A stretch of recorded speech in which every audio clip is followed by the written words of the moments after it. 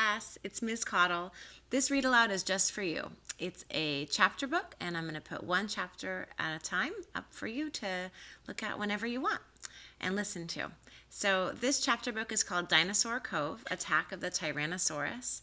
And even though it has a very scary cover, it's not too scary, I promise. This is a really fun book that is definitely fiction because it involves people and dinosaurs at the same time, and that did not happen.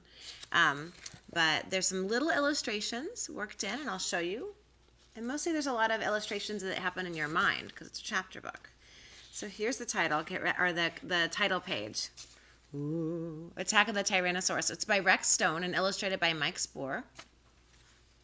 What I like about this is there's some things that look like they're nonfiction, like a fact file. And so I'll read this fact file. And this tells the character who is called Jamie, who's right here, and I'll tell you all about it. So fact file, it says, Jamie has just moved from the city to live in the lighthouse in Dinosaur Cove.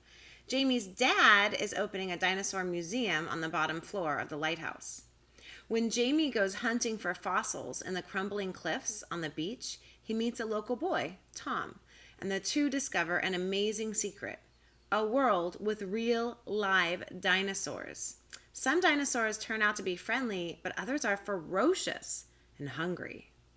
So here's a little nonfiction-y bit. It says Jamie, full name, Jamie Morgan, age 8 years, size 1 J-Tom, which just says what a J-Tom is at the bottom. It says a J-Tom is, note, a J-Tom is the size of Jamie or Tom, 4 foot tall and 60 pounds in weight. Top speed, 7 miles per hour, likes fossil hunting and learning about dinosaurs, dislikes being stuck indoors. And it shows you really closely a close-up of Jamie's eye and Jamie's foot. You might be wondering, why do I need to see this kid's eye and this kid's foot? Well, you'll see later, because tomorrow, or in the next time when I show you a chapter, we get to read one about the T-Rex, and also one about Tom, and one about Juana. You'll hear about those characters today, but we'll read their fact files later. I love maps in books. Lots of fantasy books have them. So here's a map. Maybe I'll take a photo and I'll send you guys a photo so you can look at it more closely later on.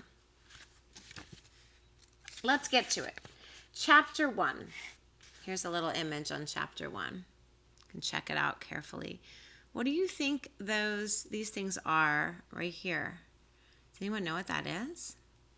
What do you think this thing is? Look at it carefully. I bet we'll find out. Dinosaur Cove! Jamie ran to the cliff's edge and looked down over the fence. This has got to be the best place on earth to find dinosaurs. His grandfather's eyes twinkled. They're down there in the rocks, that's for sure. Why don't you go and have a look? Fossils! Here I come! Jamie said. See you later, Grandpa. Jamie scrambled down the rocky path from the old lighthouse onto the sand. He turned away from the sea and ran straight up the beach, over pebbles and rocks to the sludgy black mud nearest the foot of the cliff. That was the place to find fossils.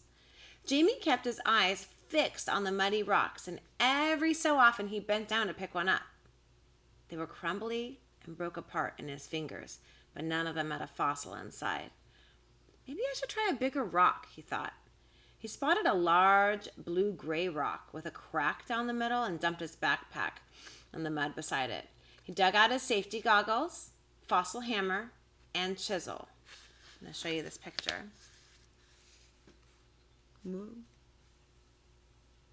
Sorry. Can you see his safety goggles? Can you see his hammer and chisel? You might see something else that Jamie doesn't see yet. Do you see it? Then he set to work, angling the chisel into the crack and tapping it with his hammer. He tapped again. This time he tapped harder. A stone chip pinged off Jamie's goggles as the rock split cleanly in two.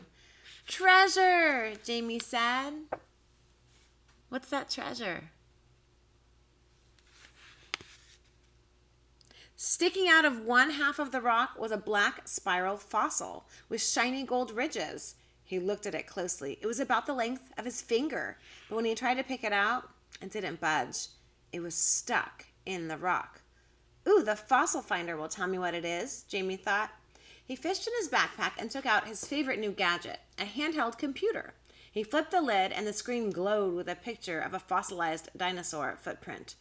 Then the words, "Happy hunting." At the bottom of the screen, a cursor blinked.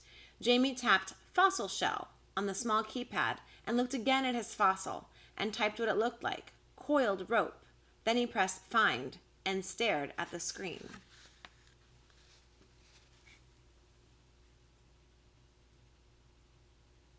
That must be the fossil finder that we saw. A picture popped up. It looked just like the fossil on the blue-gray rock. "Ammonite," Jamie read. "A fossil shell from a prehistoric sea creature, common in rocks from dinosaur times, can be formed of fool's gold." He flipped the lid shut. "Well," Jamie said to his discovery, "I don't care that you're common or that you're not real gold. You come from dinosaur times, and I'm the first person to ever see you, so you're still treasure to me." He pulled his goggles off, took out his new T-Rex notebook, and began to sketch his first Dinosaur Cove discovery. Ooh, it's a nature journal like you all have. He added in the squid-like tentacles and big eyes that the creature would have had when it was alive. Suddenly, an unfamiliar voice shouted, "Boo!" A freckly face popped up from behind the rock. "Gotcha! You didn't hear me coming, did you?" The boy stood up. His t-shirt and safari shorts were plastered in mud. "Is that the new fossil finder?" Jamie smiled and patted the lid. "Latest software and everything." So this is Jamie. Who do you think this other kid is?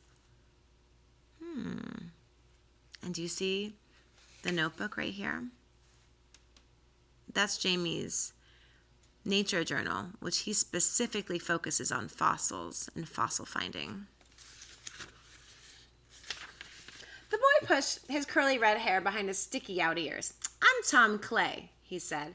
"I'm learning to track animals, and I'm going to be a wildlife presenter on TV one day. Who are you?" "Jamie Morgan," said Jamie. "I want to be a scientist." "You're new, aren't you?" Tom asked. Jamie nodded. "I just moved here. Look, I found an ammonite." "Oh, ammonites," said Tom, shrugging. "You'll find loads of those around here." "I want to find a dinosaur bone," Jamie told him. "Dinosaurs are awesome." Tom looked at Jamie's notebook and laughed. "T-Rex rules!" He put his binoculars to his eyes. "Sometimes I pretend I'm tracking dinosaurs." His binoculars flashed in the sunshine as he turned them on Jamie. Tom grinned. "Hey, do you want to know a secret about Dinosaur Cove?" "You bet," said Jamie. "Then follow me. We have to be quick." Tom set off across the beach. Jamie stuffed his fossil hunting gear into his backpack and ran after his new friend. "Why are we hurrying?" Jamie asked. "The path up the cliff gets cut off at high tide," Tom said, "so we have to get back before then." Tom led Jamie onto a narrow path up a cliff, and at the highest point on the path, Jamie stopped to look at the view. He could see his grandfather fishing down on the beach. Here are the two kids. Here's what they do next. "That's my house," Jamie told Tom, pointing to the tall, whitewashed tower at the top of the cliffs on the opposite side of the beach. Tom looked surprised. "The captain's lighthouse?" "The captain is my grandpa," Jamie explained. "My dad moved us down here, and he's turning the bottom floor into a dinosaur museum." "Cool," said Tom. He turned to look at the huge pile of mossy boulders. "We've got to get up there." "I love climbing," Jamie said. Together the boys clambered up the boulders. Once Jamie had hauled himself onto the huge stone at the top, he asked, "So where's the big secret?" "Right behind you," Tom told him. Jamie spun around. Behind the boulder and hidden from the bay was the gaping mouth of a cave. "A secret cave," Jamie gasped. See the lighthouse? And there they are way at the bottom. And right here, the secret cave. Tomorrow, or the next time you click on the link, we'll read chapter 2.